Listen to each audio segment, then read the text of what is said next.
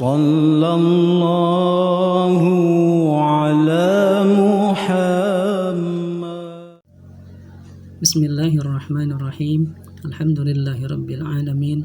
Wassalatu wassalamu ala sayyidina Muhammadin wa ala alihi wa sahbihi ajma'in. Kita akan membahas poin nomor yang ke-12, masih pembahasan pada tahun ke-3 Hijriah. Judulnya sekarang Hawadits, artinya beberapa peristiwa. Maksudnya beberapa peristiwa yang terjadi pada masa tahun ke-3 Hijrah.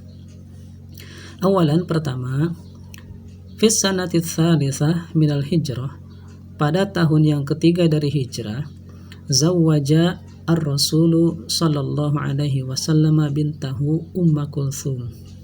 Zawwaja, menikahkan, ar-rasulu, rasul sallallahu alaihi wasallam, bintahu, putrinya, Umma Kulthum, yang bernama Ummu Kulthum, li Utsman ibni Affan, kepada Utsman bin Affan.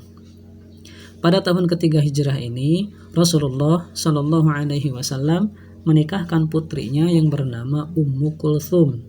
Dinikahkan oleh beliau kepada sahabatnya sendiri, yaitu yang bernama Utsman bin Affan. Ba'da an matat Ruqayyah, setelah meninggal Ruqayyah indahu, di sisi Utsman. Setelah Ruqayyah, yaitu istri yang sebelumnya, sebelum Utsman bin Affan menikah kepada Ummu Kulthum, Utsman ini sudah beristrikan seorang istri yang bernama Ruqayyah. Ba'da an matat, setelah meninggal Ruqayyah indahu, di sisi Utsman. Walihada, karena ini, sumia, ia dinamai, dijuluki Dzan-Nuraini, dengan julukan Dzun-Nurain, atau pemilik dua cahaya. Utsman bin Affan dijuluki dengan Dzun-Nurain, pemilik dua cahaya. Kenapa? Karena tadi Utsman bin Affan itu pertamanya menikah dengan Ruqayyah, yang mana Ruqayyah ini adalah putri dari Rasulullah Sallallahu Alaihi Wasallam. Nah, kemudian Ruqayyah wafat, meninggal dunia oleh Rasulullah Sallallahu Alaihi Wasallam. Utsman bin Affan dinikahkan lagi kepada putri beliau yang lain, yaitu yang bernama Ummu Kulthum.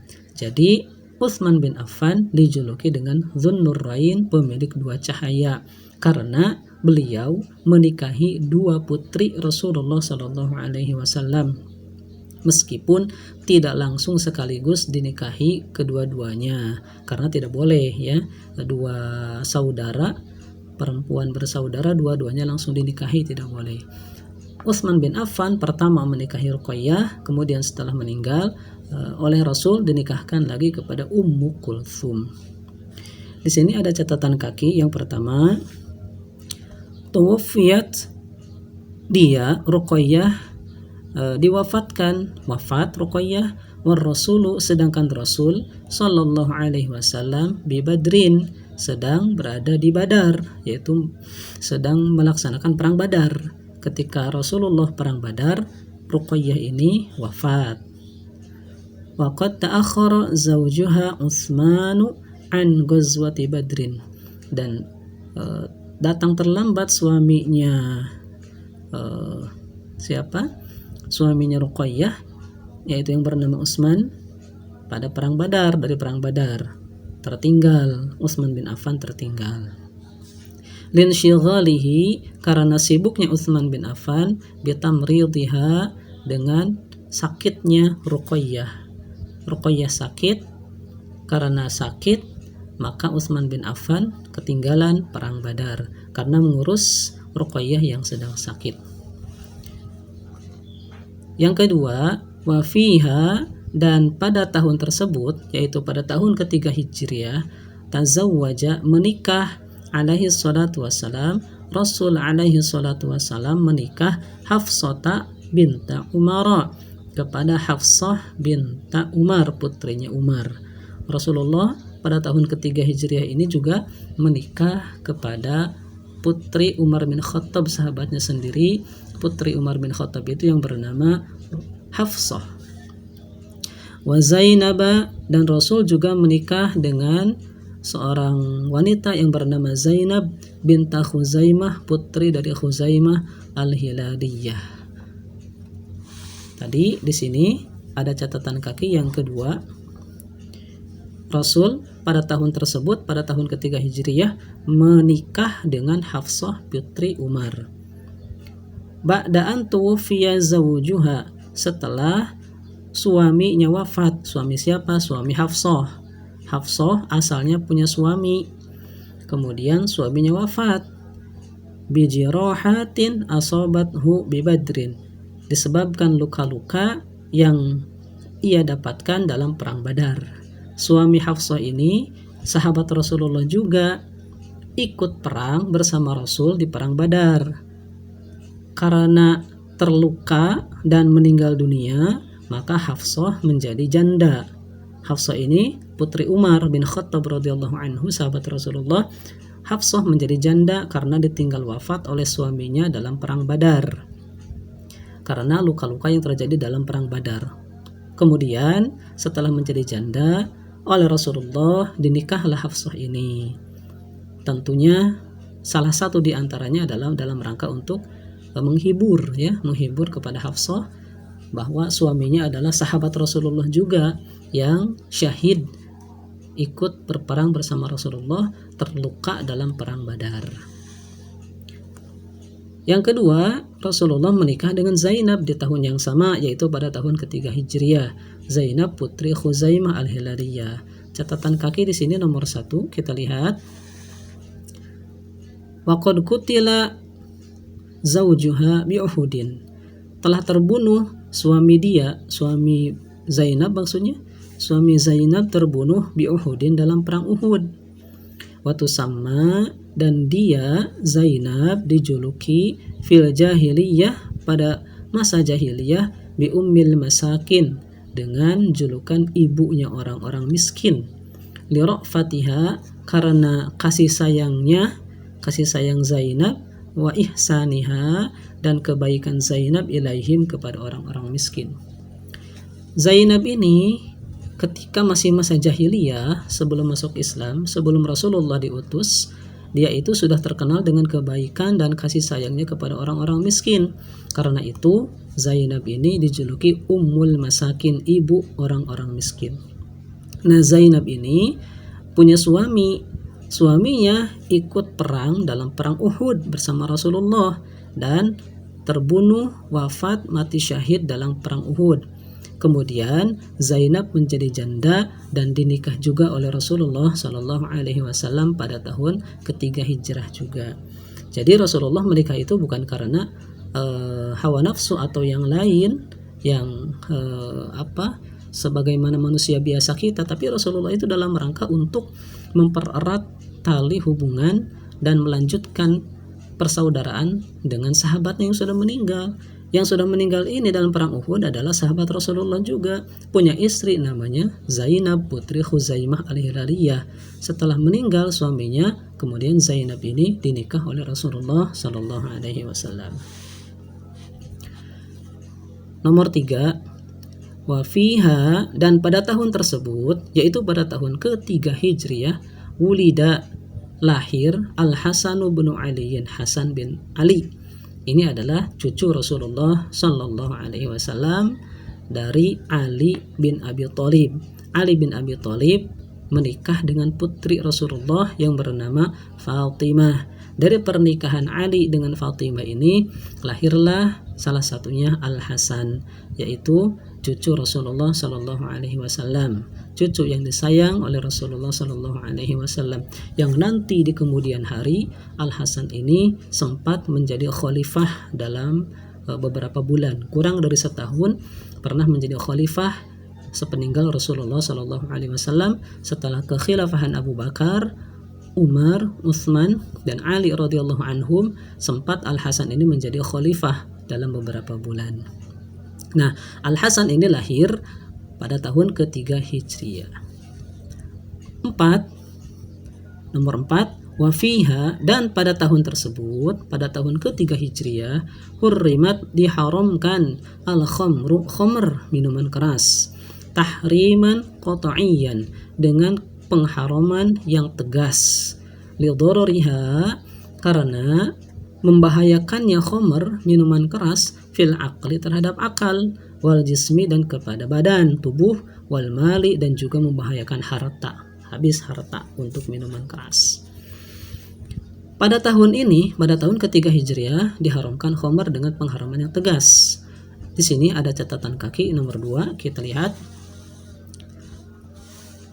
Nomor 2, wa awwalu ma nazala fiha qauluhu ta'ala. Awal surat yang turun mengenai khamr adalah firman Allah Ta'ala.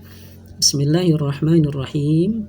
Yas'alunaka 'anil khamri wal maisir qul fihima ithmun kabirun wa manafi'u linnas.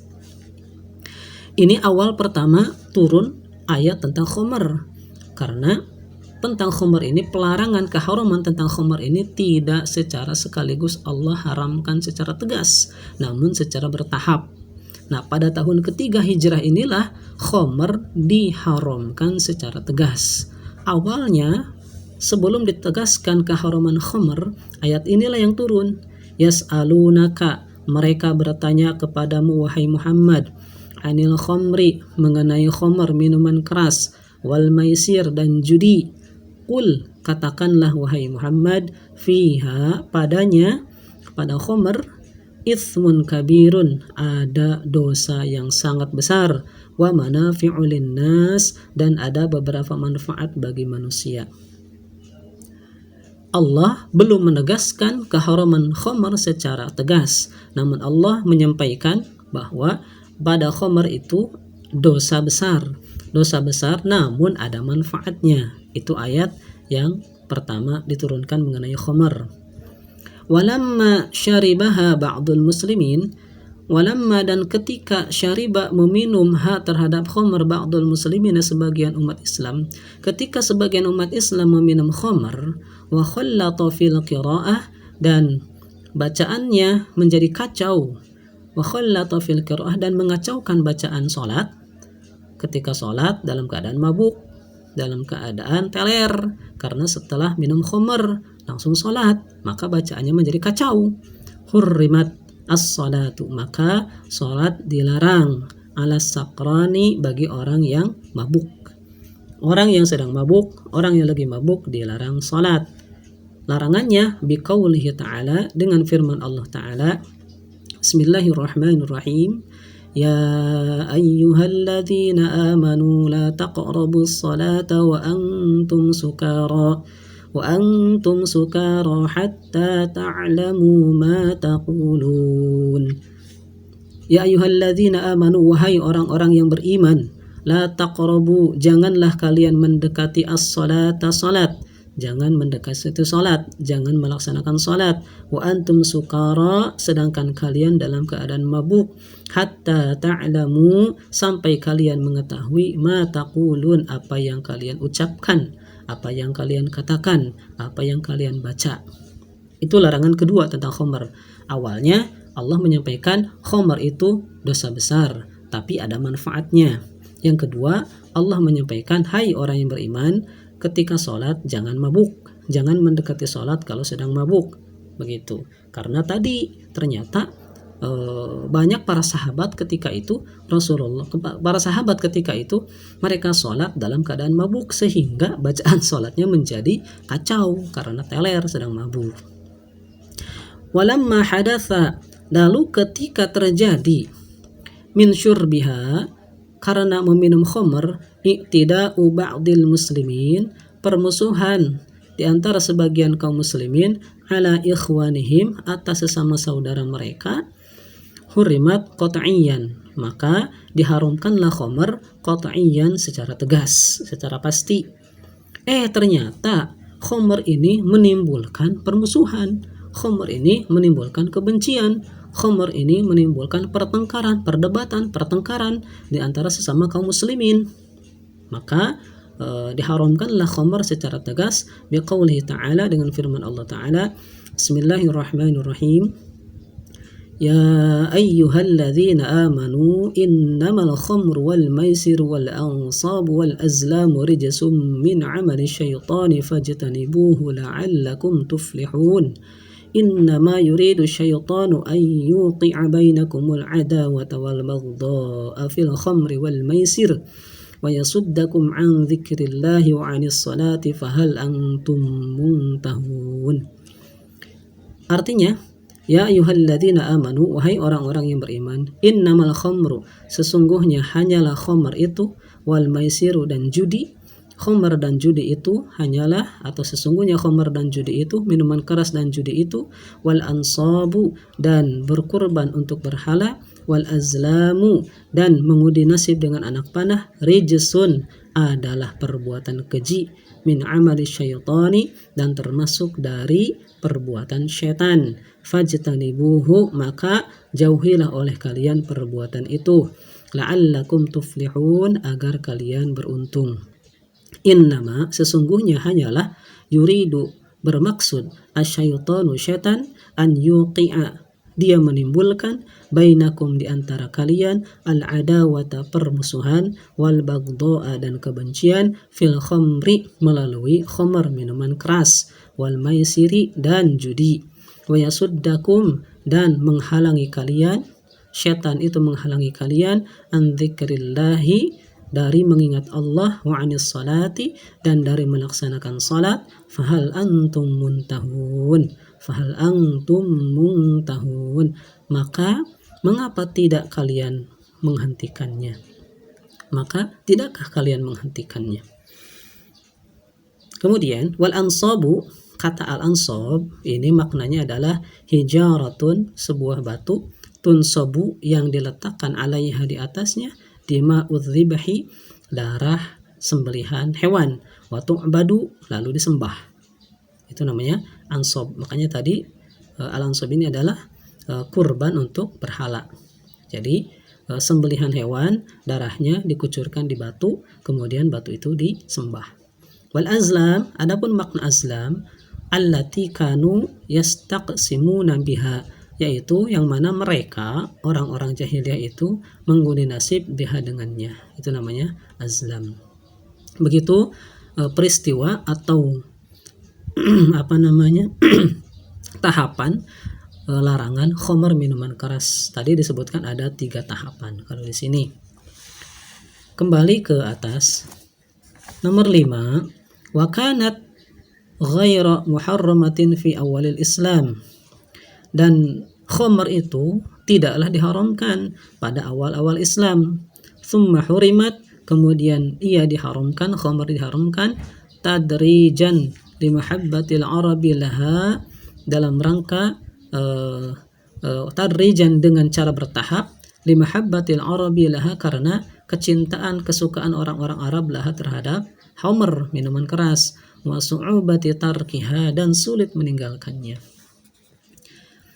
Awalnya, awal-awal Islam, khamr tidak dilarang, tidak diharamkan. Nah, karena orang-orang Arab itu cinta, suka kepada khamr, dan sulit meninggalkannya. Karena itu Allah tidak melarangnya secara tegas sekaligus, namun secara tadrij, secara bertahap Allah melarangnya. Sebagaimana tadi sudah disampaikan, ada 3 tahapan ayat yang diturunkan. Kalau kita baca dari tadi catatan kaki yang di sini, ada 3 ayat yang diturunkan oleh Allah untuk melarang, mengharamkan khamr secara bertahap. Terakhir, as'ilah, beberapa pertanyaan. Mata, kapan, zawwaja ar-Rasul sallallahu alaihi wasallam bintahu Umma Kulthum, kapan Rasul sallallahu alaihi wasallam menikahkan putrinya, bintahu, putrinya, Umma Kulthum, yaitu yang bernama Kulthum. Tadi sudah dibahas bahwa Rasulullah menikahkan putrinya adalah, fis sanati tsalitsah minal hijrah, zawwajar Rasul alaihi salam bintahu Umma Kulthum. Pada tahun ketiga hijrah, Rasulullah menikahkan putrinya yang bernama Ummu Kulthum. Wabiman zawwajaha, dan kepada siapa Rasul menikahkannya? Tadi sudah dibahas juga. li Utsman ibni Affan, dinikahkan oleh Rasul kepada Utsman bin Affan, sahabat Rasulullah sendiri yang bernama Utsman bin Affan. Biman tazawwaja Rasul sallallahu alaihi wasallam fi sanati tsalitsah, kepada siapa tazawwaja menikah ar-Rasul sallallahu alaihi wasallam fi sanati tsalitsah, Rasul pada tahun ketiga Hijriah, fi sanati tsalitsah pada tahun ketiga Hijriah menikah dengan siapa? Tadi sudah disebutkan juga bahwa wa fiha tazawwaja alaihi salatu wassalam Hafsah bint Umar wa Zainab bint Khuzaimah. Pada tahun ketiga Hijrah, Rasulullah menikahi yang pertama Hafsah, putrinya Umar bin Khattab, sahabat beliau sendiri. Yang kedua, beliau Rasulullah menikahi Zainab, putri Khuzaimah. Dua-duanya, Hafsah dan Zainab ini ditinggal meninggal dunia oleh suaminya masing-masing dalam peristiwa perang bersama Rasulullah Shallallahu Alaihi Wasallam, kemudian menjadi janda dan dinikahi oleh Rasul Shallallahu Alaihi Wasallam. Man wulida fi hadhihi sanah, siapa yang dilahirkan pada tahun ini? Maksudnya pada tahun ketiga Hijrah. Tadi di sini wa fiha, dan pada tahun ini tahun 3 Hijrah, wulidal Hasan bin Ali, dilahirkan Hasan bin Ali. Hasan bin Ali lahir pada tahun ketiga Hijrah. Mata hurrimatil khamru, mata kapan hurrimat diharamkan al khamru, minuman keras, khamar, yaitu sama wafiha, dan pada tahun ketiga Hijrah diharamkanlah khamar secara tegas. Yang awalnya pada awal-awal Islam khamar tidak dilarang, diharamkan secara tegas, secara langsung, namun diharamkannya secara bertahap. Hal kanat muharramatan qabla al-Islam, hal apakah kanat khamar, minuman keras itu, muharramatan diharamkan qabla al-Islam, sebelum Islam? Tidak, ya. Jawabannya tadi wa kanat ghairu muharramatin fi awalil Islam. Khamar itu tidak diharamkan pada awal-awal Islam datang. Pada awal-awal Rasulullah baru diutus, baru menyebarkan Islam, berdakwah, menyebarkan tauhid, menyebarkan agama Allah, dinul Islam al-haq, itu khamar awalnya tidak diharamkan. Namun baru sekedar berita dari Allah bahwa khamar itu adalah perbuatan dosa besar dan ada manfaatnya. Lalu kemudian diharamkanlah pada tahun ketiga Hijriah dengan pengharaman yang tegas bahwa khamar itu adalah perbuatan syaitan, keji, dan dosa besar, ya. Itu pembahasan hawadits, peristiwa-peristiwa yang terjadi pada tahun ketiga Hijriah. Semoga bermanfaat. Billahi taufiq wal hidayah. Alhamdulillahi rabbil alamin.